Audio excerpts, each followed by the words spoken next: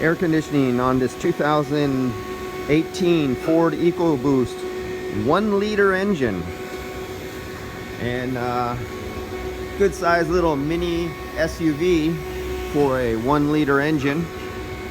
I'll let you see the tag up here. Let's get some light on the subject. So they got an option.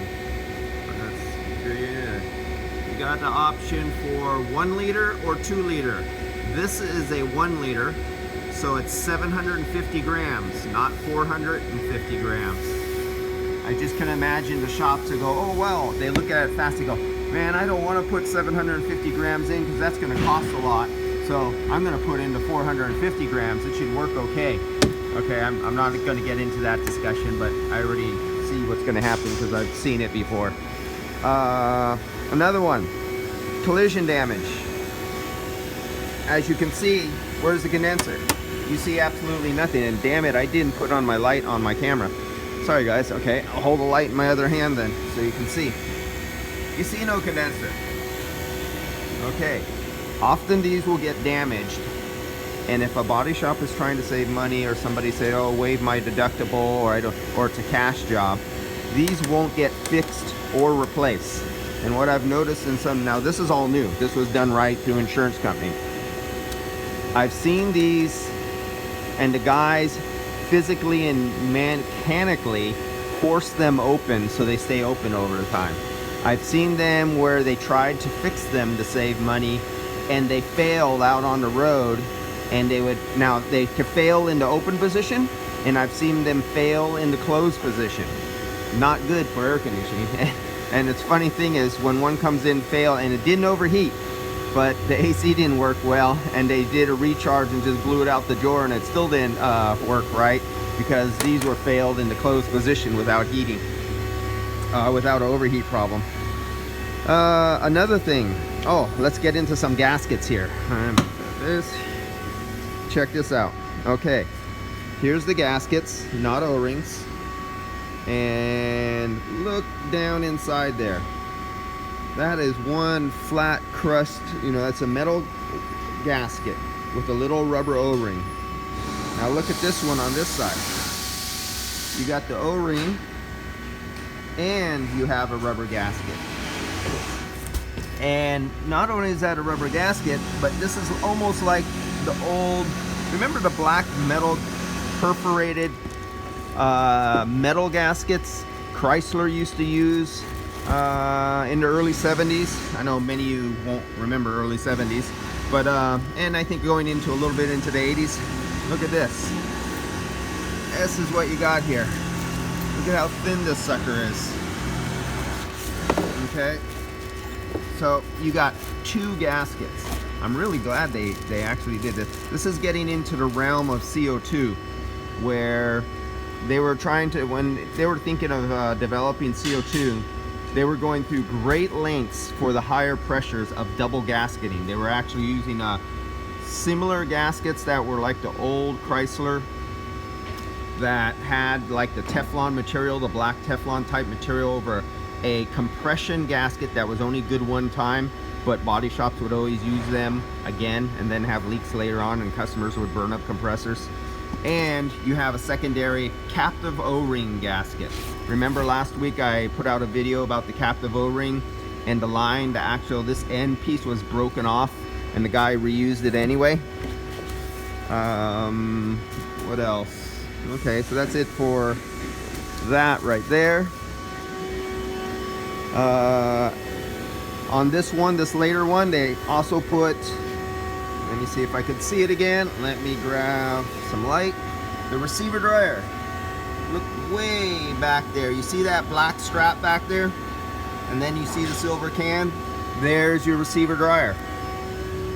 If you look from up here, they're not going in through the top.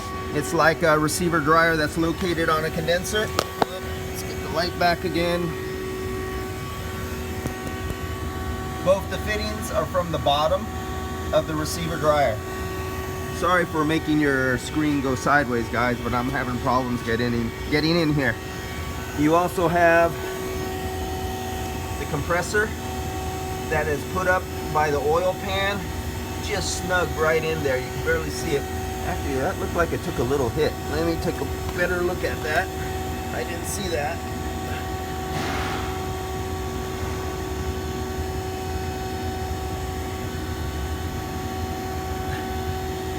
Just a little touch, something happened there. I think it was off the old plastic cover. It actually didn't take a hit itself. This line took a hit. This is a new line. They replaced that line. They replaced the condenser.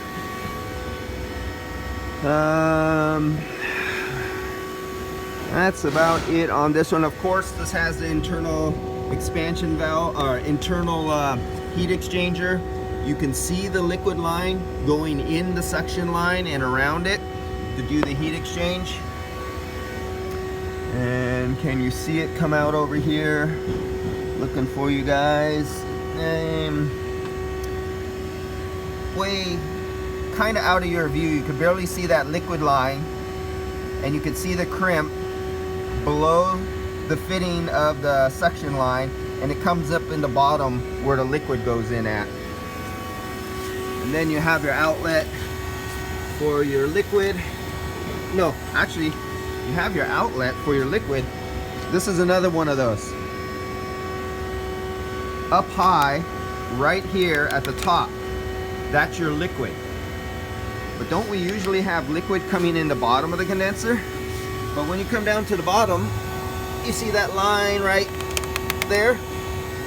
That's your vapor, high pressure discharge off the compressor. Looks like it's going in at the bottom and the liquid comes out at the top. There's a few models like this, and this is one of them.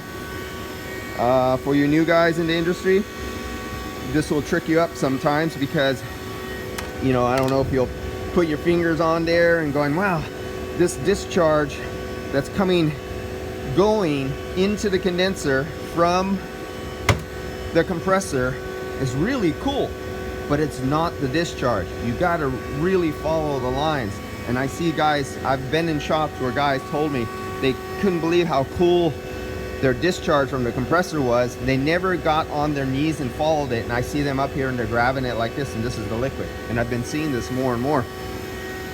You really got to understand the physics of what's going on inside, and your logic and your knowledge of just touching with your fingers around and physically following, using your eyes, and don't lose track, because there's situations where you could have two small lines and then they cross, or they go into an item like a internal heat exchanger and you didn't see where they go in, and one side's liquid, one side's not, one side goes in, one side comes out, and you're putting your fingers on it, and guys condemn a condenser saying it's plugged because it's too cold.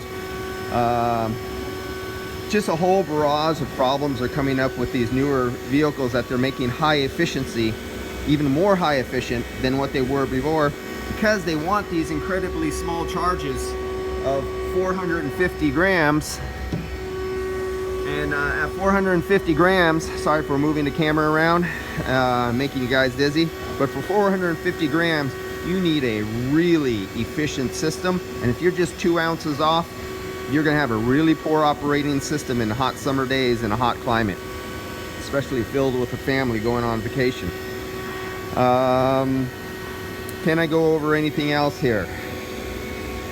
No, that's it. The video before this, I did recommend you guys to watch a video about recovery and recovery only, and I found a really good HVAC commercial residential video, and you put that knowledge that you grab off of that video and you combine it with MACS, Max Mobile Air Conditioning Society, their rules, laws, and regulations on getting your 609 certification. They go over some recovery procedures, and so you use your brain. You actually use brain power and say, what is required to do a proper recovery for the EPA and do a recovery? Well, let me grab some small little equipment and actually use my brain and figure this out without having to purchase a big $8,000 machine, $10,000 machine.